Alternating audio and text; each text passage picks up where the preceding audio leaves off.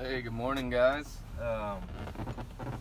Just want to share something with you real quick. If you want to be turning to Matthew chapter 14, and then I guess pick it up in verse 26. So Matthew 14:26 it says, "And when the disciples saw him, Jesus Christ, walking on the sea, they were troubled, saying, 'It is a spirit,' and they cried out for fear.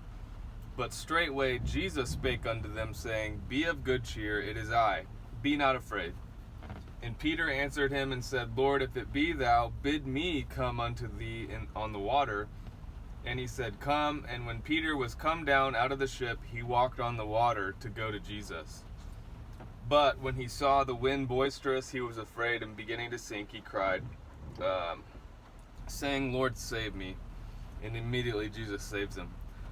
But basically, I wanted to kind of pull out a couple things from here. You know, it's always funny. It's not always funny. I just said that, but it's strange that we hear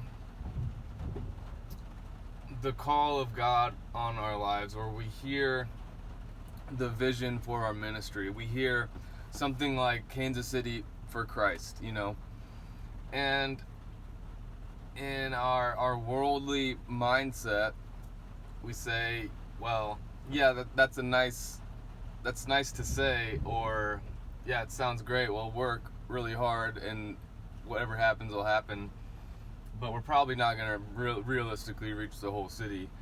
But it's so funny that we say that, because in every example of Jesus Christ being on this earth, you have him defying expectations for what reality is.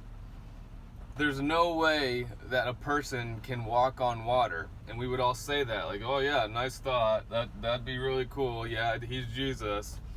But literally, he's walking on water. He's doing something that defies the reality of what we conceptualize as the world, as what is possible and what isn't possible. And then on top of that, not only is Jesus Christ walking on water, so not only is Jesus Christ capable of winning Kansas City to Christ, he's asking us to participate in that mission. He's asking you and I to chip in to whatever ministry and be sold out to winning lost souls to Jesus Christ. And we have to respond, because just like Jesus calling Peter out to the water with him, Jesus is calling us out and saying, hey, I'll let you participate in doing the impossible, as long as you keep your eyes on me and you obey and you come at me. And Peter steps out onto the water, and he is able to walk on water. Jesus Christ walked on water. Peter walked on water. Jesus Christ wants to win Kansas City to himself. We can step out of that boat, and it can happen. That first step, man, that's Peter participating in a miracle of Jesus Christ. And that's what we're trusting God to do when we invest in our coworkers or our friends or our families, whatever it is, man. Hey, have you heard the gospel? Would you like to hear the gospel? We get to participate in doing something that in the world's eyes, there's no way that would happen. There's no way Jesus could walk on water. There's no way Peter could walk on water. There's no way that we could realistically win a whole city to Jesus Christ. But guess what? With Jesus, anything is possible. You cannot put walls on that guy. But also something else I wanted to point out is this interesting parallel is when we have the Spirit, it says we're born again, and we have this almost perfect this perfect part of ourselves. We've been washed, we've been paid for, we have Jesus Christ in us, and that person is not the person that your flesh was. And so we see, our flesh our spirit revived. So the saved man is like a picture of Peter, or Peter's a picture of that, if you want to break it down like that. But Peter is then able to walk on water. Peter is, say he's saved now, and he has the Spirit of God living in him. You know, we're perfect, thoroughly furnished unto good works. We're reading the Word. When his eyes are on Jesus Christ, his flesh is able to do exactly what Jesus can do.